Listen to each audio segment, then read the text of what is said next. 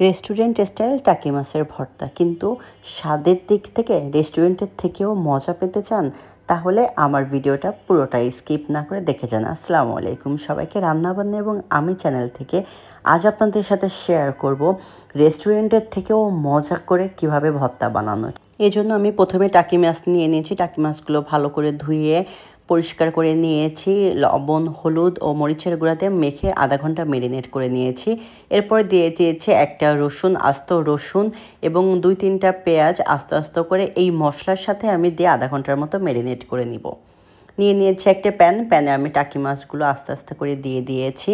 এর পাশেই আমি রসুন, মরিচ এবং পেঁয়াজ দিয়ে দিব।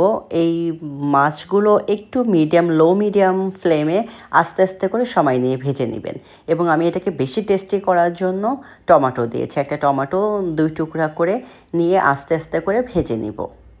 ভাজাটা আপনার যত চমৎকার করে হবে আপনার ভর্তাটা খেতে ততটাই মজা লাগবে, যাতে করে ভেতরটা সফট হয়ে যায় এবং বাইরের অংশটা ক্রিস্পি থাকে। এইভাবে আমরা ভেজে নিব। ভেজে আমি একটা প্লেটে নিয়ে নিব এবং অপর পাশে আমি আরেকটু পেঁয়াজ বেরেস্তা করে নিয়েছি এবং শুকনা মরিচ টেলে নিয়ে নিয়েছি। দেখেন হয়ে গিয়েছে অলরেডি আমার ভাজাটা। এরপরে আমি টাকি মাছগুলো বেছে নিয়েছি, পাটাতে করে নিয়ে নিব। মাঝের কাঁটাটা ফেলে বাকিটা নিয়ে নিয়েছি। আর যে ছোটো ছোটো কাঁটাগুলো আছে এগুলো বাটলেই অলমোস্ট সব মিহি হয়ে যাবে। তো এরপর আমি পাটাতে মিহি করে টাকি মাছগুলো বেটে নিব। পারলে 2 বাটা দিয়ে নেবেন। আমার চ্যানেলটি যদি ভালো লেগে থাকে এবং আমার এই ভিডিওগুলো যদি ভালো লেগে থাকে অবশ্যই একটা করে লাইক দিবেন। দেখেন আমি পাটাতে করে বেটে নিয়েছি।